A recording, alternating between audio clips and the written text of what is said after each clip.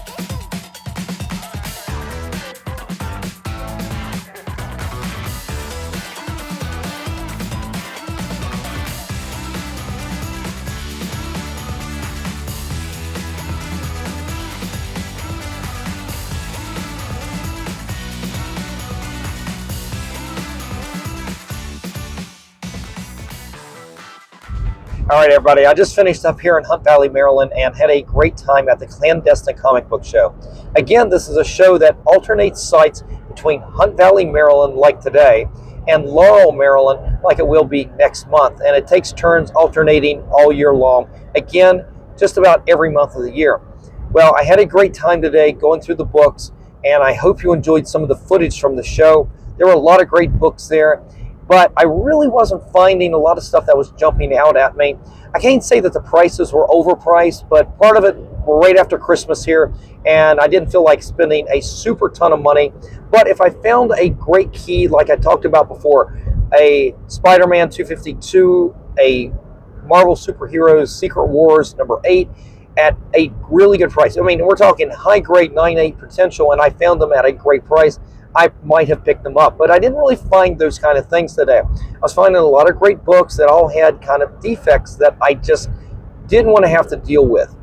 Well, it took me a while. I spent about 3 hours here, and I did end up finding a few things, and all of them are pressable candidates. Once I get home, I will do a little research and to see if I actually made a good deal, assuming that we can press these out and get the grades I kind of hope we get, and see if I invested correctly in these books. I think I picked up some pretty decent books. Nothing major. There were definitely some keys I picked up, but I picked up one Golden Age book as well that looked really nice, especially for the price. So it'll be interesting to see what potential grades I think this book will get and what kind of prices we will be talking about. So once I get home, I will show everything, but let me get home. I will do the research and we'll do the show and tell. So guys, stay tuned and I'll be right back. Many unbearable hours later. All right, everybody, I made it back home after going to my very first show of 2025, and I wanted to start the year off really good. I want to be a little bit more disciplined this year in what I buy. And honestly, I'm going to buy certain things that are going to be for the PC, but a lot of things I'm going to buy are going to be to invest in, as I keep saying, to clean and press, to get into CGC, hopefully get those high grades and be able to resell a lot of books. And part of this is to pay for the other parts of the hobby. I spend a lot of time going to and spending a lot of money on getting autographs. And as I've said before, that is actually my favorite part of the hobby. But I do a lot of the other stuff because it does help pay for the hobby. You just have to keep working at it. And one of those things that I do is I do go to the shows looking for books that I can invest in. And as I said earlier in the show, there are some really good books out there that continue to do really well if you can get those high grades. And I continued picking up Amazing Spider-Man 252s, Secret Wars number 8s. Those are really good examples of these Bronze Age type books that have a lot of value if you can get that 9.8. Even 9.6s do really well as well. But I look at and I keep buying them because I kind of know what I want to spend on them for the condition. And that applies to a lot of other books as well. So I go into the show, and I'll be quite honest, honestly, I should have a better list when I go to these shows. This idea of going in there and just looking for stuff, and honestly, it takes too long. I get tired. I get frustrated. When I don't find anything right off, I kind of keep reverting back to smaller and smaller things that I probably shouldn't pick up. Well, that's sort of a little bit the case today, as I did pick up some pretty good books, but honestly, the values of these things have been going down so much, I kind of question at this point right now, after sitting down with them, should I have even picked them up? You guys can let me know at the end of the video, after I'm done, if you think I did pretty good, or if I should have bypassed these. I don't really know. I think that in the end, because of the conditions being so good, I think I'll still do pretty well. It's just, was it really worth the time buying these books at this point? I think they are in the first ones because I think they're going to bounce back, especially if we get some new movies coming in from the MCU, especially on this character that we're going to talk about. So the one thing is, I did not spend a lot of money on these, and that really goes into the factoring in on if these were good investments or not. Let's just get into the books, and let's try to clean up this mess of me rambling like this. So I did go around that show, and I saw a lot of great books, but again, I just didn't see anything that jumped out at me. And there were bigger books that I could have probably spent some money on, but I wasn't sure. The conditions weren't as good as I really liked. And I did go down to lower tier type books. Still high grade, but just something that you can invest in but not spend a lot of money, but you're not going to get the huge return. And especially now, like I just said, the money on these have come down a lot. Let's just get into it again. I went to one dealer, and it took me a while. I was 3 hours there before I finally picked up a few books. And I went to the one dealer, and it's funny, he was the one dealer that I went to at the very last show of 2024 and got some books. And most of the books I bought today, I bought from the same dealer. Well, at this show, he had some beautiful Marvel Presents number 72. This is the Barry Windsor Smith, was it 13 issues of the origin of Weapon X, the origins of Wolverine. And beautiful artwork, just absolutely some of the most stunning artwork out there. And this dealer had some really good copies of this. And I'll be quite honest, this was one of my goal books. This whole series was, over the last 2 years, getting the entire series as 9.8s. I don't know why I got stuck on that. I think it was because I had ended up sending in my original copies of some of the books the original books, especially number 72, and I got my 9.8 there, and I got a 9.8 and a couple of other ones. And then I picked up a few for really not being that expensive, even as a 9.8 graded book. And I was on my way to collecting the entire series, and at a certain point, it got down to I only needed 2 left. And issue number 79 was one of those, and I'll be quite honest, I kind of fell out of love of this goal. And I ended up selling a few of the books, including my 9.8 on this issue. And to be quite honest, when I sell something, I always feel like I need to replace it back in the PC. Well, this dealer had a whole stack of this comic right here, and they looked in really good shape. And for the price, and especially I got a little bit of a break off of what he was selling them for, I'm going, okay. I didn't even look up to see what the 9.8s were going for now. And quite honestly, after I did, I was a little shocked. It's a little lower than I even remember, because I know I sold mine for a little bit more than what they're going for now, and that was kind of disappointing. But nonetheless, this is still a really good book, and I didn't just pick up one. I ended up picking up 3 beautiful copies of this right here. He had more, but I didn't want to go too deep on these right here. And I'm kind of glad I did, because 9.8s right now currently have just sold for $145 a piece. I did a quick check on eBay. You can even pick up one right now for about $130. And I'm really shocked. This was a book that was $600 or $700 a couple years ago. Of course, everything else was much higher too. But in the end, I ended up only spending $15 a piece on these 3 copies. So that was, what is that? That's $45 for the 3 of these right here. And I think I'll do pretty good. These are great copies.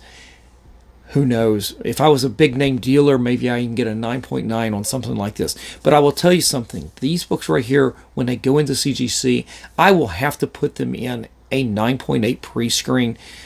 No question about that, because if they drop down to a 9.6, it's virtually worthless at this point. Definitely, you don't want to suffer that kind of blow, and you're just kind of wasting money at that point. And maybe you are anyway, I don't know. But nonetheless, we will get these into CGC at some point.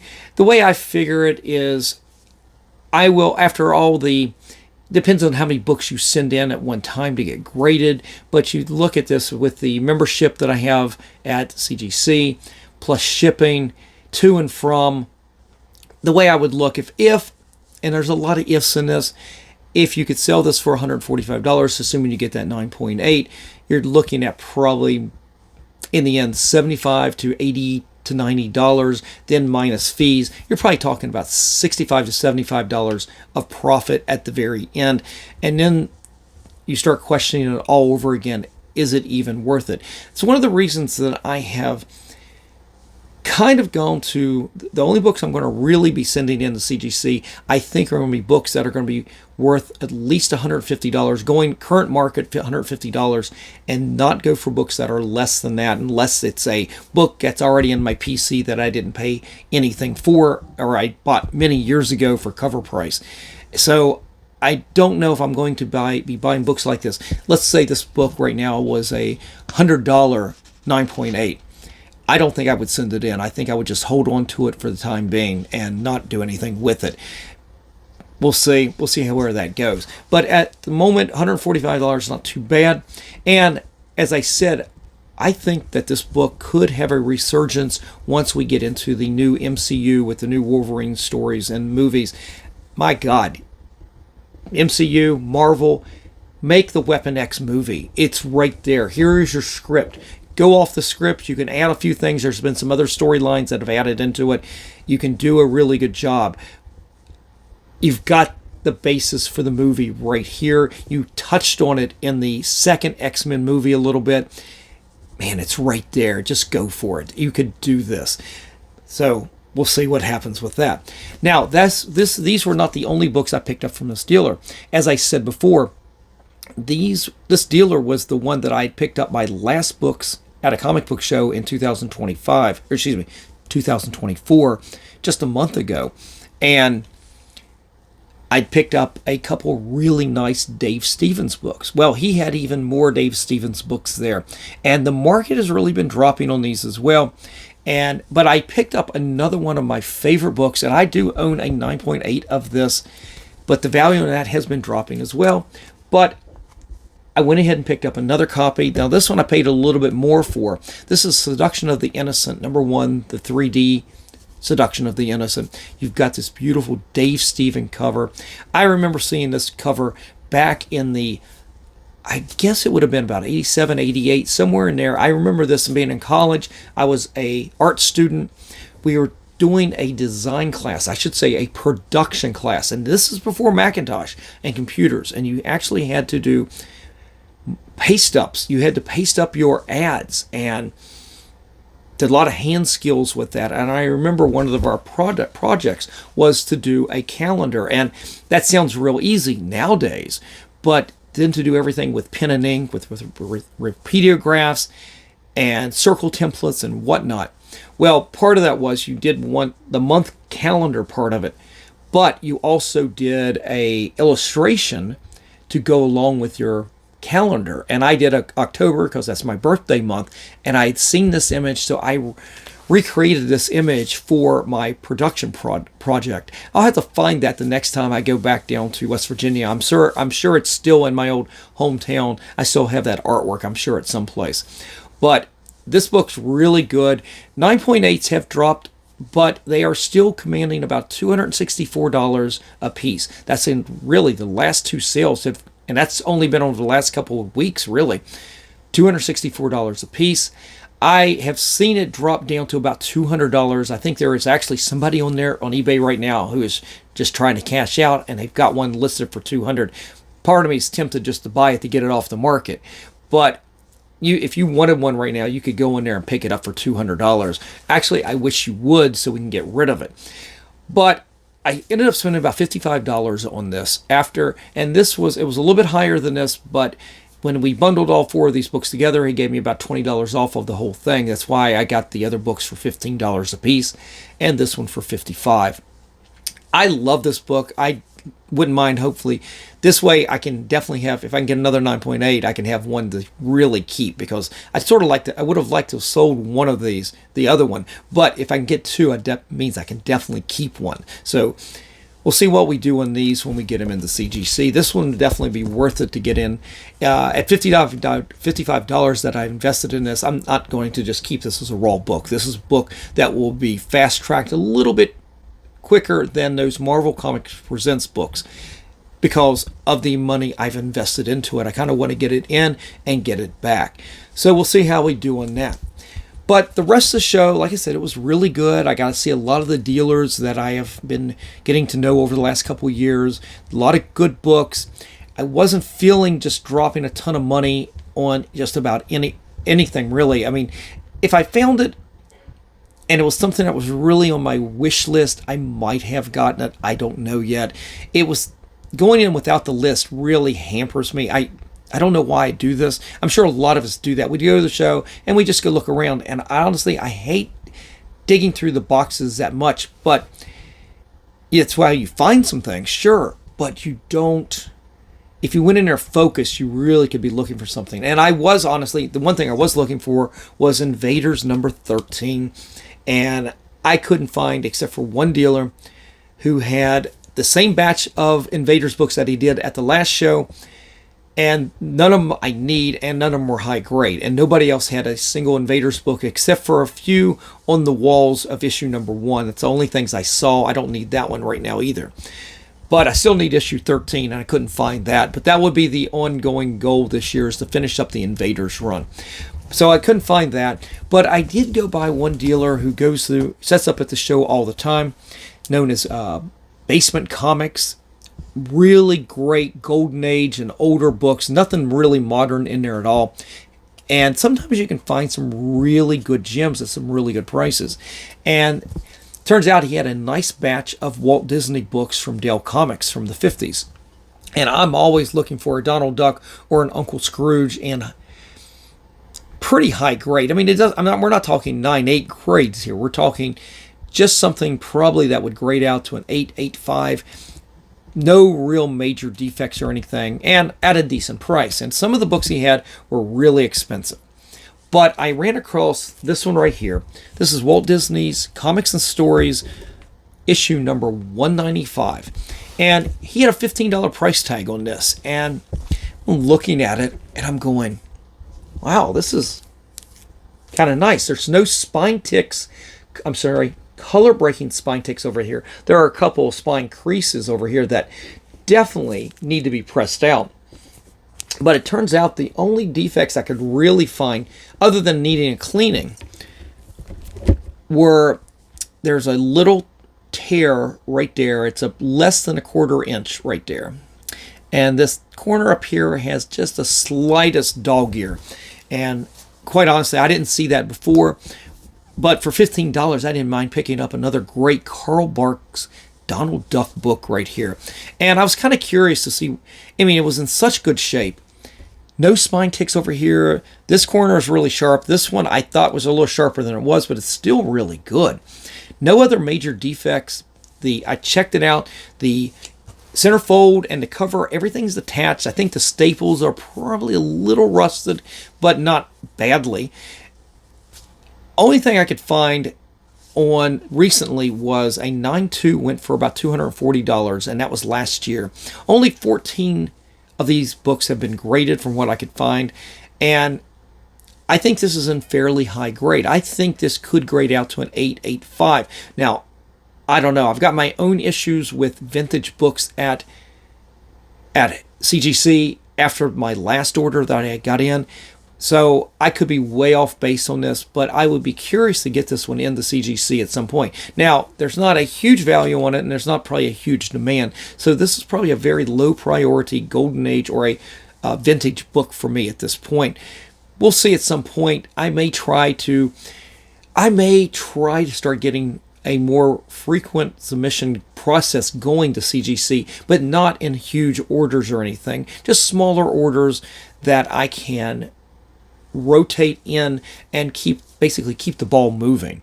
And that's one thing I am right now, is as of this filming, I don't have any orders in at CGC at all. And normally I have something in at least to be going to one of their signature series events, but I don't have anything in there at all. And so knowing that now their process is really slowed down and their books are going to take a long time, even longer to get back, especially after some of the layoffs we've been hearing about, I kind of wish I could get these orders in a little bit more frequently, but I don't want to be dropping big, giant orders in all the time.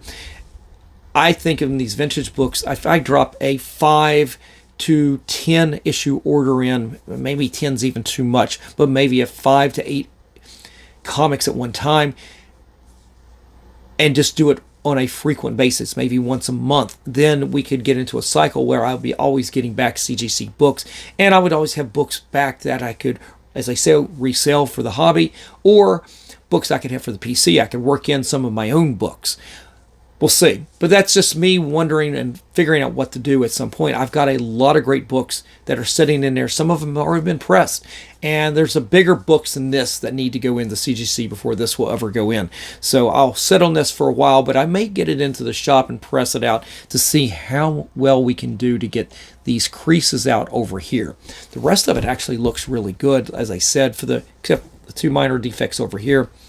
Be interesting to see how it does, though, especially. We'll get into the shop and maybe we bring it out even before I send it into CGC and just show you the difference. I may do some before and after pictures. I don't know. Anyway, guys, that is it from the very first comic book show for me for 2025. Definitely leave me a comment in the comment section below. Let me know what you think of the books I picked up. And if you have these, or would you invest in these? I'd love to know. And if you enjoy today's content, definitely give me a like, slap the subscribe, and click on that notification bell so you don't miss out on any of the episodes that I put out each and every week, Monday, Wednesdays, and Fridays at 3 p.m. All right, guys, I'm out of here. Have a great day. I will see you for the next show. Just remember, every comic has a story.